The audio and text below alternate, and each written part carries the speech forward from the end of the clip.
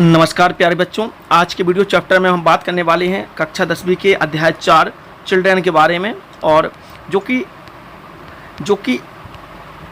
H.W. Longfellow जी द्वारा लिखा गया है। प्यारे बच्चों, बहुत ही इंपॉर्टेंट और बहुत ही अच्छी पोएम है। आप इसको ध्यान से समझिएगा। मैं आपको लाइन टू लाइन इसका एक्सप्लेनेशन, इसका ट्रांसलेशन, इसका मैं हिंदी में पूरी व्याख्या एक लाइन से लाइन समझाऊंगा। इस वीडियो को ध्यान से समझिएगा और कहीं भी कोई प्रॉब्लम हो तो जरूर डिस्कस करना, ठीक है ना। जो पोएट है चिल्ड्रन के लिए लिखा गया है, तो पहले स्टैंजा को हम सुनेंगे।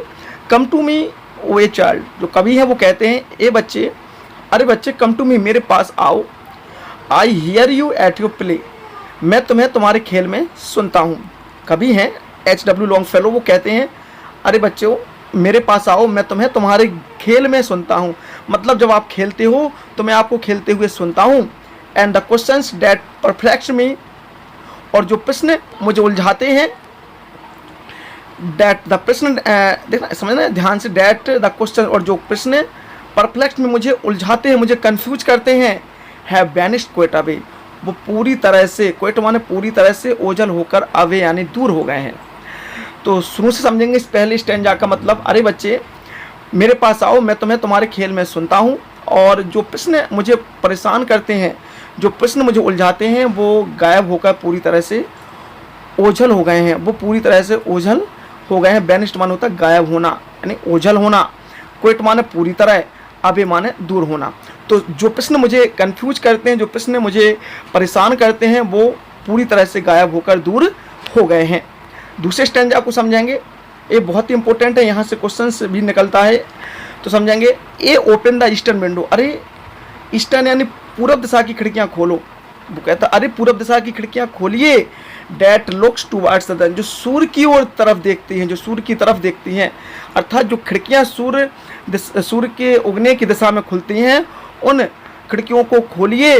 Where thoughts are singing solo, where माने जहाँ, थॉट्स माने विचार, आर माने हैं, सिंगिंग माने गा रहे हैं, सोलो जो माने छोटी चिड़िया के रूप में, जहाँ छोटी चिड़िया हैं वो विचारों को गा रही हैं। And the Brooks of the morning run, Brooks माने छोटी नदी, मॉर्निंग माने सुबह की, रन माने दौड़ रही हैं, और सुबह की जो छोटी नदियां हैं वो बह रही हैं। तो दूसरे स्टैंजा को फिर से समझेंगे। अरे पूरब दिशा की खिड़कियां खोलिए, जो सूर्य की ओर देखती हैं, अर्थात जो सूर्य की ओर खुलती हैं, और जहाँ छोटे पक्षी हैं जो विचारों को गा रहे हैं, और सुबह की छोटी नदियाँ बह रही हैं। कहीं भी कोई भी कन्फ्यूजन हो तो प्लीज़ आप कमेंट ज़रूर करना, हम कंप्लीट आपको वहाँ पे आंसर ज़रूर दे देंगे। इन योर हार्ट यानी आपके हृदय, मतलब बच्चे के हृदय में। द वर्ड्स एंड सनशाइन, पक्षी हैं और सूर्य की किरणें हैं। जो कवि हैं वो कहते हैं कि प्यारे बच्चों तुम्हारे हृदय में पक्षी और सूर्य की किरणें हैं। इन योर थॉट्स, और तुम्हारे विचारों में, देखिए हृदय में कौन है, पक्षी और सूर्य की किरणें। इन योर थॉट, और तुम्हारे विचारों में, ब्रूकलेट्स फ्लो, छोटी नदी का बहाव है। ये बहुत ही इंपॉर्टेंट और बहुत ही अच्छी लाइन है। एग्जाम में कई बार क्वेश्चन आए हैं कि बच्चे के हृदय में क्या है, तो वर्ड्स एंड सनशाइन, और उसके विचारों में क्या है, छोटी नदी का बहाव। व्हाट इन माइंड, लेकिन मुझ में, द मुझे माने कवि में, द विंड ऑफ ऑटम, पतझड़ की हवा है। ऑटम यानी होता पतझड़, इन नेम ऑफ सीजन, मुझ में पतझड़ की हवा है। And the first fall of the snow, और बर्फ का पहला गिराव है, और बर्फ का पहला गिराव है। इस सेकंड स्टैंजा इस तरह से पूरा होता है। आप वीडियो को पॉज करके जरूर सुनते जाएं। आपके हृदय में पक्षी और सूर्य की किरणें हैं, आपके विचारों में छोटी नदी का बहाव है, लेकिन मुझ में पतझड़ की हवा और बर्फ का पहला गिराव है। आगे बढ़ते हैं थर्ड स्टैंजा की ओर। Come to me O child and whisper in my ear, समझेंगे। Come to me O child, अरे बच्चे मेरे पास आओ, and whisper in my year, और मेरे कान में, ईयर माने कान में, विस्पर माने चुपके से कहिए, धीमे से फुसफुसा कर कहिए। अरे बच्चे मेरे पास आओ, मेरे कान में फुसफुसा कर कहिए। क्या कहिए, what the winds and words and winds are singing, कि पक्षी और जो हवा आर सिंगिंग, और मुझे बताइए कि पक्षी और हवा क्या गा रहे हैं। अरे बच्चे मेरे पास आइए और मेरे कान में फुसफुसा कर कहिए कि पक्षी और हवा क्या गा रहे हैं।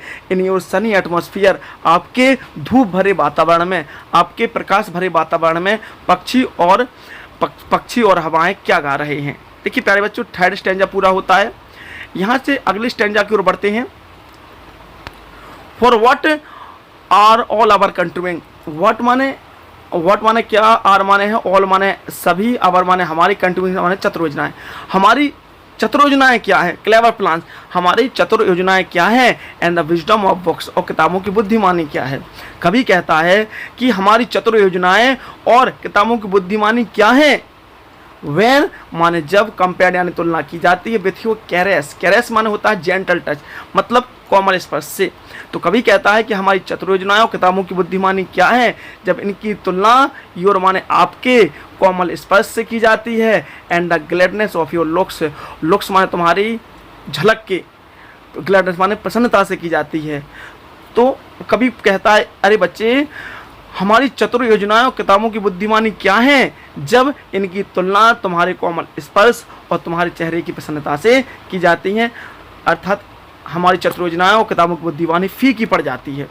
आगे बढ़ते हैं नेक्स्ट स्टेंजा की ओर। Ye are better than all the ballads, ye are better, ये बहुत अच्छे हैं, देन ऑल द वैलेट्स, उन सभी कहावतों से, वैलेट्स यानी होता है कहावत, proverb, A are better than all the bats, ये सभी कहावतों से ज़्यादा अच्छी हैं, डेट एवर संग और सेड, जो कभी गाई गई और कभी कही गई। ए उन सभी कहावतों से ज़्यादा अच्छी हैं जो कभी गाई गई या कही गई। A R the living poem, ये तो जीवंत कविताएं हैं, जो कहता है बच्चे से, बच्चे की तुलना करता है कि बच्चा जो है वो तो जीवंत कविता है। And all the rest are dead, बाकी चीज़ें सब मृत हैं। ऑल द रेस्ट माने शेष, आर माने हैं, डेड माने मृत, और बाकी सारी चीज़ें मृत हैं।